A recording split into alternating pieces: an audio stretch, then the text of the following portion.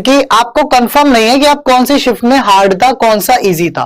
ठीक है, कोई डेटा सच नहीं होता, सीधी बात है। चाहे मैं 15,000 का डेटा दूं, चाहे 20,000 का, दैट इज नॉट ट्रू। ठीक है, तो एक अनुमानित आप सोच के चल सकते हो कि यदि आप जनरल में लाई कर रहे हो और आप जनरल में होने के बाद 108 से लगभग 114 क्वेश्चन तक बना पा रहे हो, लगभग जनरल में हो 108, 105 और 114 क्वेश्चन तक बना पा रहे हो, सही है। तो यहां पर 108 से 114 क्वेश्चन के आसपास अगर आप बना के चल रहे हो।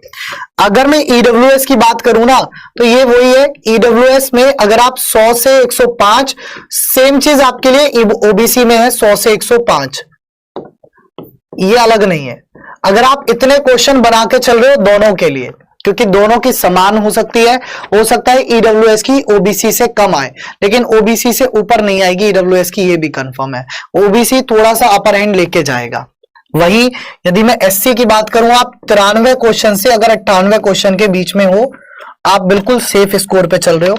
एसटी की बात करूं, ऑल्दो पिछली बार तो ये क्वालिफाइंग था, लेकिन आप 80 से 90, 85 से 90, और सेम एक्स सर्विसमैन की हम बात करें तो 85 से 90।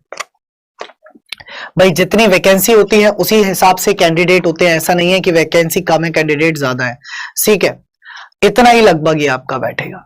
इसी के बाद अगर मैं फीमेल्स में बात करूं, देखिए फीमेल की जो एक कट ऑफ आती है, सिंगल कट ऑफ होती है, वो बाद में होती है। लेकिन अभी अगर आप इस मतलब कैटेगरी में हो और आप कर पा रहे हो, तो आप बिल्कुल चलो, तैयारी करके बिल्कुल आगे बढ़ो। क्या यदि आप जनरल में हो, फीमेल में हो, आप 95 पर हो, आप 95 क्वेश्चन पर हो, तैयारी करो। मैं आपको रीजन बता रहा हूं, 1/3 बच्चों ने पेपर छोड़ा है, 1/3 बच्चों ने पेपर छोड़ा है, हाँ या ना बताओ। 1/3 बच्चों ने पेपर छोड़ा है, यस और नो? आप बोलोगे यस सर, डेफिनेटली 1/3 बच्चों ने पेपर छोड़ा है। उसमें सबसे ज्यादा कौन थी, लड़कियां या लड़के? डेफिनेटली लड़कियां थी। बहुत सी लड़कियां सेंटर पर जाने 400 किलोमीटर 300 किलोमीटर सेंटर दूर था, घर वालों ने अलाउ नहीं किया, पहुंचे नहीं। ठीक है, घर वालों ने अलाउ नहीं किया, पहुंचे नहीं।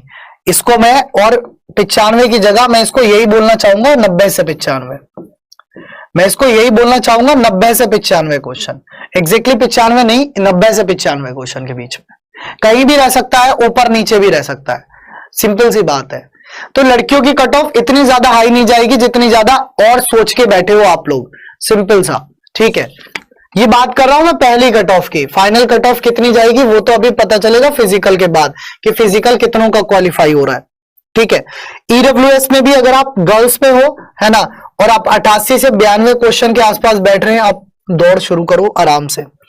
ओबीसी में हो, ओबीसी में देखो, ओबीसी का भी सेम ही हाल है, 88 से 92 के आसपास एक्सपेक्टेड यही रह सकता है।